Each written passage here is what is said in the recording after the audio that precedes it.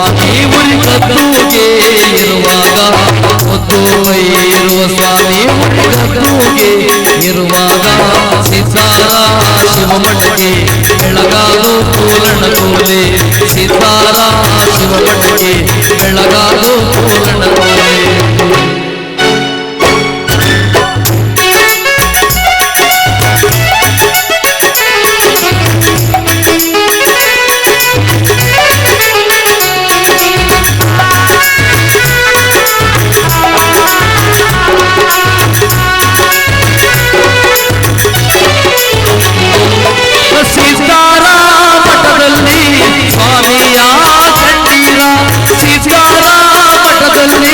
ಸ್ವಾಮಿಯ ಕಣ್ಣೀರ ಸೊಸೆಗೆ ಬಾಲದ ನೆರಳೊಳ್ಳೆ ಕೋಲನ ಕೋಲೆ ಸೊಸೆಗೆ ಬಾಲದ ನೆರಳೊಳ್ಳೆ ಕೋಲನ ಕೋಲೆ ಸೊಸೆಗೆ ಬಾಲದ ನೆರಳೊಳ್ಳೆ ಬೈರುವ ಸೊಸೆಗೆ ಬಾಲದ ನೆರಳೊಳ್ಳೆ ಬೈರುವ ನವಿಲುಗ ಕುಣಿಸುವ ಪರಿನೋಡೆ ಕೋಲನ ಕೋಲೆ ನವಿಲೇಟ ಕುಣಿಸುವ ಪರಿನೋಡೆ ಕೋಲನ ಕೋಲೆ ಮುತ್ತು ಬೈರುವ ಸ್ವಾಮಿ ಉರಿ ಗದ್ದುಗೆ ಇರುವಾಗ ಸಿದ್ದಾರ ಶಿವಮಠಕ್ಕೆ ಬೆಳಗಾದು ಕೋಲನ ಕೋಲೆ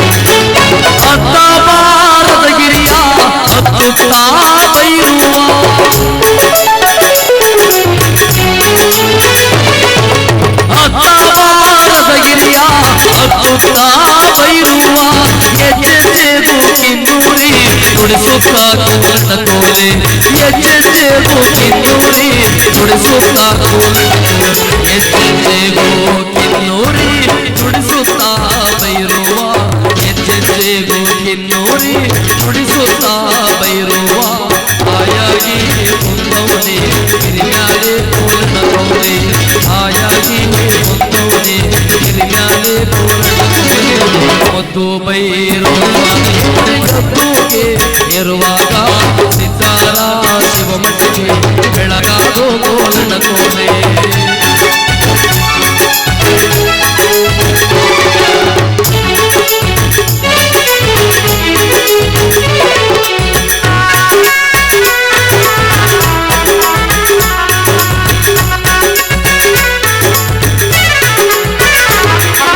ನಿನ್ನ ನಂಬಿದ ಜನಕ್ಕೆ ಸಕಲ ಭಾಗ್ಯಗಳುಂಟು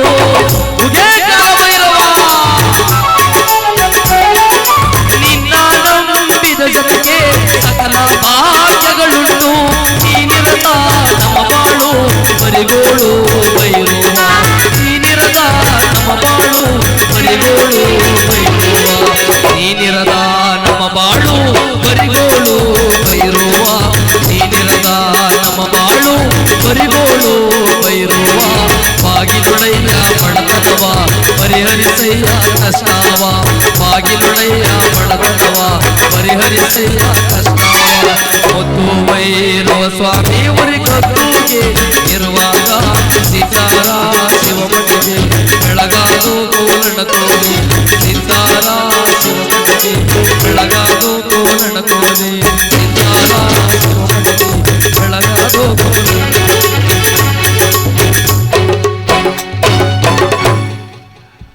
ಕಾಲಭೈರವ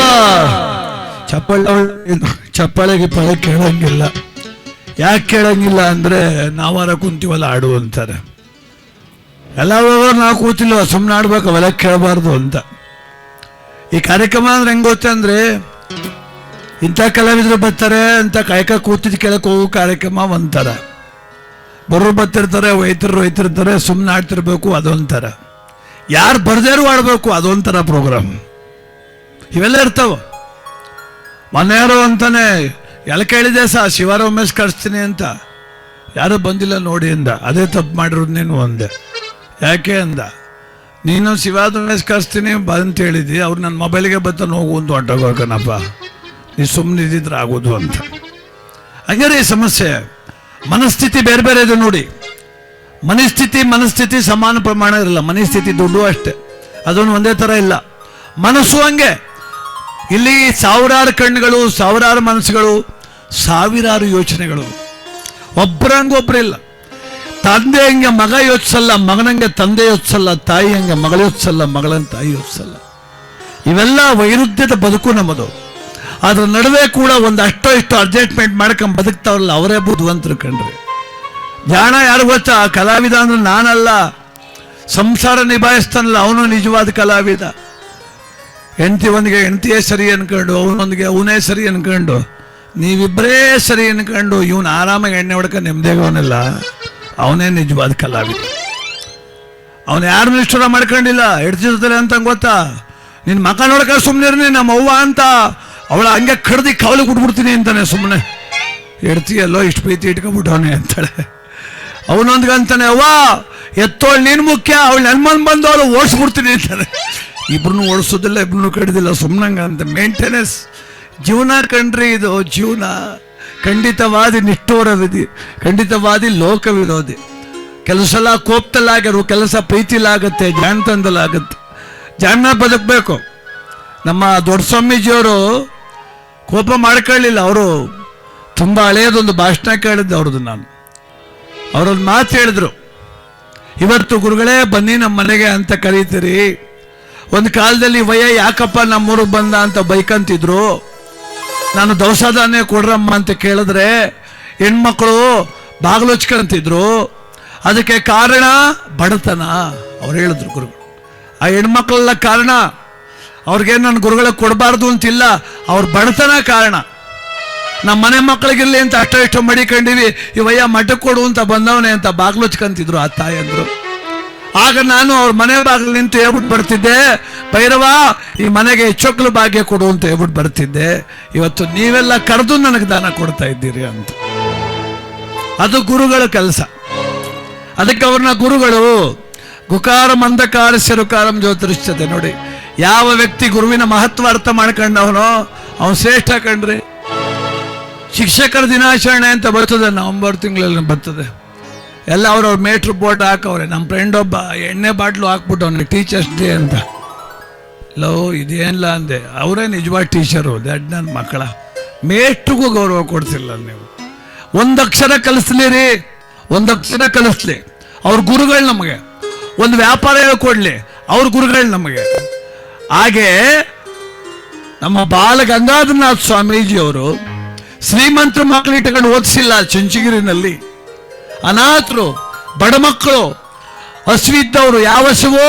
ಹೊಟ್ಟೆ ಹಸುವಿತ್ತು, ಓದಿನ ಹಸುವಿತ್ತು ಆ ಮಕ್ಕಳಿಗೆ. ಅವ್ರು ಹೋದ್ರಲ್ಲ ಮಠಕ್ಕೆ. ತುಂಬಾ ಕಷ್ಟ. ಕೊಟ್ಟು ಸ್ವೀಕರಿಸಬೇಕು, ಕೊಟ್ಟು ತಿನ್ಬೇಕು. ಕೊಡು ಕಲಿಲ್ವಲ್ಲ, ಮುದ್ದೆ ತಿನ್ನಕ್ಕೆ ಆಗ್ತಿರ್ಲವಂತೆ ಕೆಲವು ಮಕ್ಕಳಿಗೆ. ಗುರುಗಳು ಹೇಳ್ತಿದ್ರು, ಅಳ್ತಿದ್ರಂತೆ ಮಕ್ಕಳು. ಅಷ್ಟೇ ಮಕ್ಕಳು ಈ ಬೇರೆ ಕಡೆ ಬಂದ್ಬಿಡ್ತಿದ್ರಲ್ಲ. ಈಗ ನಮ್ಮ ಮಂಡ್ಯ ಕಡೆ, ಬಿಡದಿ ಕಡೆ ಇವರೆಲ್ಲ ಹಿಟ್ಟ ಕೊಟ್ರೆ ಐಕ್ಳು ನುಂಗ್ಬಿಡ್ತಾವ. ಆದರೆ ಎಷ್ಟೋ ಕಡೆ ಹೊರಗಡೆ ಬಂದು ಮಕ್ಕಳಿಗೆ ಮುದ್ದೆ ತಿನ್ನಕ್ಕಾಗದೆ ಅಳೂರಂತೆ, ನಮ್ಗೆ ಅನ್ನ ಬೇಕು, ಅನ್ನ ಬೇಕಂತ. ಗುರುಗಳು ಹೇಳ್ತಿದ್ರು, ನಾನು ಗುರುವಾಗಿಯೂ ನನ್ನ ಕಣ್ಣಲ್ಲಿ ಕಣ್ಣೀರು ಬಂದಿತ್ತು ಅವತ್ತು ಅಂತ. ಇವತ್ತು ನನ್ನ ಮಠದ ಕಣ್ಣಲ್ಲಿ ತುಂಬಿದೆ. ಎಷ್ಟು ಜನ ಲಕ್ಷೋಪಲಕ್ಷ ಜನಕ್ಕೆ ಅನ್ನ ಹಾಕೋ ಶಕ್ತಿ ಇದೆ, ಆದರೆ ಅವತ್ತಿರಲಿಲ್ಲ ಅಂತ. ಅಂಥ ಕಷ್ಟ ಕಾಲದಲ್ಲೂ ಚುಂಚನಗಿರಿಯನ್ನ ಚಿನ್ನದ ಗಿರಿ ಮಾಡಿಬಿಟ್ರು ನಮ್ಮ ಪಾಜ್ಯ ಗುರುಗಳು. ಅವರ ಸಂಸ್ಮರಣೆ BGS ಸೇವಾ ಸಮಿತಿ, ನಮ್ಮ ಉಮೇಶಣ್ಣ ಅವರೆಲ್ಲ ಬಳಗ ಸೇರಿ ಅದ್ಭುತವಾದ ಕಾರ್ಯಕ್ರಮ ಮಾಡ್ತಾ ಇದ್ದಾರೆ. ಇಂಥ 106 ಸಮಾಜಮುಖಿ ಕಾರ್ಯಕ್ರಮ ಆಗಲಿ. ಕೇಳಿಸೋಣ. ಗುರು ಸೇವೆ ಮಾಡೋದಂತ ನರ ಜನ್ಮವೇತಕ್ಕೆ. ಗುರು ಸೇವೆ ಮಾಡಿದ್ಮೇಲೆ ಯಾಕ್ರಿ ಈ ಜನ್ಮ? ಅದಕ್ಕೆ ಆಡೋಣ. ಗುರು ಸೇವೆ ಮಾಡದಂತ ನರ ಜನ್ಮವೇತಕ್ಕೆ, ನಿಮಗಾಗಿ ಆಡದ ಬದುಕೇತಕ್ಕೆ. ಗುರು ಸೇವೆ ಮಾಡದಂತ ನರ ನರ ಜನ್ಮವೇತಕ್ಕೆ ನಿನಗಾಗಿ ಹಾಡದ ಬದುಕೇತಕ್ಕೆ ಭೈರವಾಯ ಬದುಕೇತಕ್ಕೆ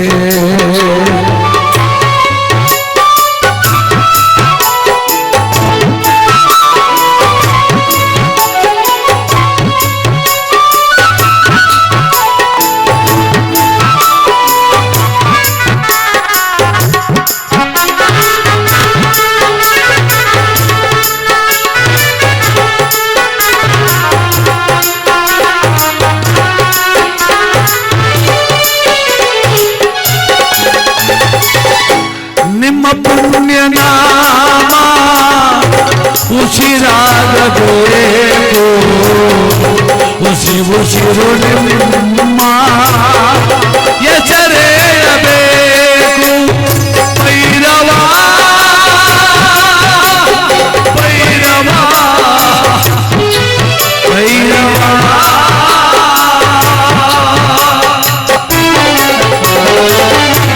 ನಿಮ್ಮ ಪುಣ್ಯನಾಮ ಉಸಿರು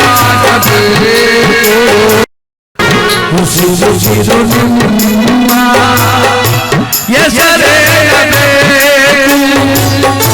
ಹೀಗಾಗಲಿ ಎಂದಾಗಲಿ ನಿನ್ನ ಸ್ಮರಣೆ ಬಂದೇ ಭಾಗ್ಯವೋ ಗುರು ಸೇವೆ ಮಾಡುವ ನರ ಜನ್ಮವೇತಕ್ಕೆ ನಿನಗಾಗಿ ಹಾಡದ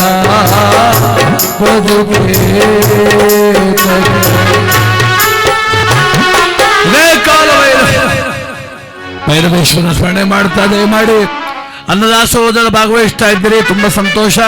ಹಾಗೆ ದಯಮಾಡಿ ಬಲಭಾಗದಲ್ಲಿ ರಕ್ತದಾನ ಶಿಬಿರ ಇದೆ, ಆ ಕಾರ್ಯಕ್ರಮದಲ್ಲೂ ಕೂಡ ಭಾಗವಹಿಸಿ.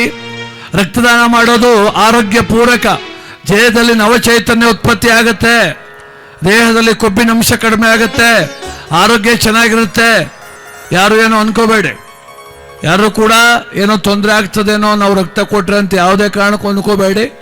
ಆ ರಕ್ತ ಸಾಯ್ತದೆ, ನಾವು ಕೊಡದೇ ಇದ್ರೂ ಕೂಡ ದೇಹದೊಳಗೆ ಸಾಯ್ತದೆ ಅದು. ಅದರಿಂದ ರಕ್ತದಾನ ಮಾಡಿ ಈ ಗುರು ಕಾರ್ಯದ ಪುಣ್ಯ ಸ್ಮರಣೆಯಲ್ಲಿ ಪಾಲ್ಗೊಳ್ಳಿ. ಎಲ್ರಿಗೂ ಒಳ್ಳೆಯದಾಗಲಿ, ಎಲ್ರಿಗೂ ಶುಭವಾಗಲಿ. ಇಂಥ ಕಾರ್ಯಕ್ರಮ ಮಾಡಿರುವಂಥ ಎಲ್ಲ ಆಯೋಜಕರಿಗೆ, PGA ಸೇವಾ ಸಮಿತಿ ಸರ್ವ ಸದಸ್ಯರಿಗೂ ಸದಾಕಾಲ ಗುರುವಿನ ಕಾಲ ಭೈರವನ ಕೃಪಾ ಕಟಾಕ್ಷವಿರಲಿ. ಅವರ ಮನೆ ಮಕ್ಕಳಿಗೆ ಆನಂದವಾಗಲಿ, ಎಲ್ಲರೂ ಮನೆ ಮಕ್ಕಳು ಸಂತೋಷವಾಗಿರಲಿ, ಮಕ್ಕಳಿಗೆ ಒಳ್ಳೆ ಭವಿಷ್ಯ ಇರಲಿ. ಭವಿಷ್ಯ ಅಂದರೆ ಒಂದೇ ಅಲ್ಲ, ಈಗ ಎಲ್ಕ ಹುಚ್ಚು ಬಂದ್ಬಿಟ್ಟದೆ. ಹುಚ್ಚು ಯಾವ ಹುಚ್ಚು ಅಂದರೆ ಡಾಕ್ಟ್ರ್ ಹುಚ್ಚು. ಯಾರನ್ನಾರ ಕೇಳಿ ನಿಮ್ಮ ಮಕ್ಕಳೇನಾಗಬೇಕು ಅಂತ, ಡಾಕ್ಟ್ರ್ ಆಗಬೇಕು. ಇನ್ನು 20 ವರ್ಷ ಅವ್ರವ್ರೇ ಚುಚ್ಕೋಬೇಕಾಯ್ತದೆ, ಗ್ಯಾರಂಟಿ. ಈಗಲೇ ಬಿಡ್ತೀನಿ. ಯಾರು ಚುಚ್ಚಾರ ಅವ್ರು ತಾನೆ. ಅವ್ರಿಗೊಂದು ಚುಚ್ಬಿಟ್ಟು ಅಪ್ಪಂಗೊಂದು ಚುಚ್ಬಿಟ್ಟು ಅವರು ಒಂದು ಚುಚ್ಕ ಮನೆಗೆ ಅಂತಾರೆ. ಇನ್ನೇನು ಮಾಡ್ಯಾರ ಅವ್ರ? ಈ ಪ್ರಪಂಚದಲ್ಲಿ ಬೇರೆ ಕೆಲಸವೇ ಇಲ್ವಾ? ಡಾಕ್ಟ್ರು ಕೆಲಸ ಬಿಟ್ರೆ ಇನ್ನು ಬೇರೆ ಕೆಲಸವೇ ಇಲ್ವಾ? ಏನು ಮಾಡೋದು? ಅಲ್ಲಿ ಕಡ್ಡಿ ಹಿಡ್ಕ ಕೂತವ್ನು ನೋಡಿ, ರವಿ ಅಂತ 5ನೇ ಕ್ಲಾಸ್ ಫೇಲ್ ಆಗವನೆ. 5ನೇ ಕ್ಲಾಸ್ ಫೇಲು. ಕಡ್ಡಿ ಹಿಡ್ಕೊಂಡು ಅಂದರೆ 2,000 ಕೊಡ್ಬೇಕು ನಾನು ಅವನಿಗೆ. ಮಳೆಯಾರ ಒಯ್ಕೋ ಸಿಡ್ಲಾರ ಹೊಡಕೋ ಅಷ್ಟು ಪ್ರೋಗ್ರಾಮರ ನಿಂತು ಅಲ್ಲಿ ಬಡ್ದ ಅಂದರೆ 2,000. ಈಗ 2 ಸಂದಿಗೆ 2 4 ಆಯಿತು. ದಿನಕ್ಕೆ 4,000ದಂಗೆ ಲೆಕ್ಕ ಹಾಕಪ್ಪ. ವರ್ಷಕ್ಕೆ ತಿಂಗಳಿಗೆ 1,20,000. ತಿಥಿಲೇ ಊಟ, ಕಜ್ಜಾಯದ ಕವರು, ಮೇಲೊಂದು ಸಾಲು, ಕತ್ಕೊಂದು ಹೂನಾರ, ಅದ್ರಲ್ಲಿ ಬೇರೆ ಎಕ್ಸ್ಟ್ರಾ ಬಂದಣ ಎಣ್ಣೆ ಗಿಣ್ಣೆ ಅಂದರೆ ಈಸಿ ಬ್ಯಾಗ್ ಮಡಿಕತ್ತಾನೆ. ಯೋಚನೆ ಮಾಡ್ರಿ, ಎಂಥ ಉದ್ಯೋಗ! ಯಾವ ಡಾಕ್ಟ್ರು ತಾನೆ ಹಿಂಗೆ ಮಾಡೋಕ್ಕಾದ? ಹುಚ್ಚು ಬಂದಂಗೆ ಡಾಕ್ಟ್ರು. ಏನು ಪ್ರಪಂಚದಲ್ಲಿ ಇನ್ನೇನು ಇಲ್ವೇನ್ರಿ ಕೆಲಸ?